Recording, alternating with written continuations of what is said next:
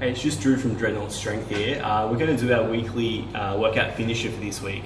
So this week we're going to take a slightly different track in that it's not just about getting swole, it's actually about becoming a better moving human being. So it's all about posture.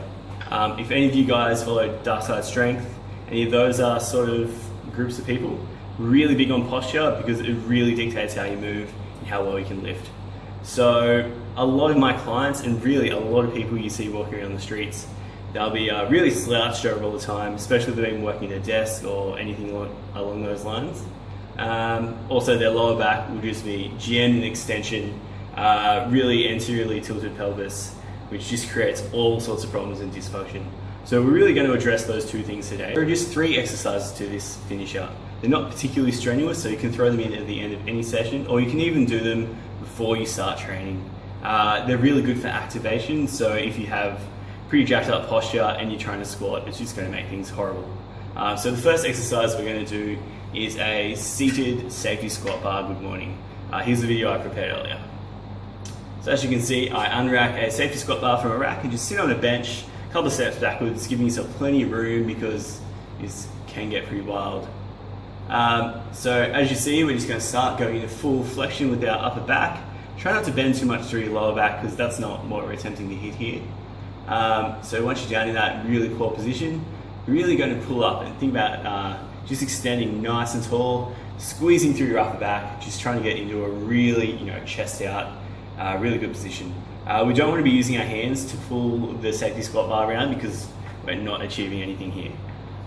So for this, it's more about just being really deliberate with your movement, and you don't need weight, essentially. You can do it just with an empty safety squat bar.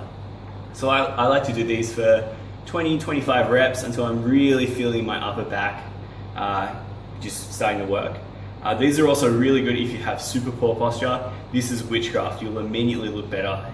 Here's a photo of somebody that I've trained in the past with this, and as you can see, his posture just got really good. So the second exercise we're going to do is just a thumbs up band pull apart. This is really good for your upper back and also for your rotator cuff. So it really works the external rotators, so infraspinatus, supraspinatus, teres, all that sort of stuff.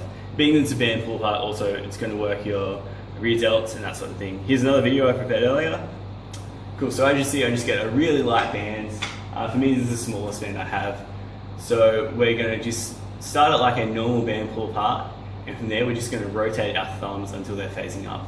So you really want to be trying to get all that rotation through your upper back, really squeezing your rear delts. You're just being really deliberate with your movement.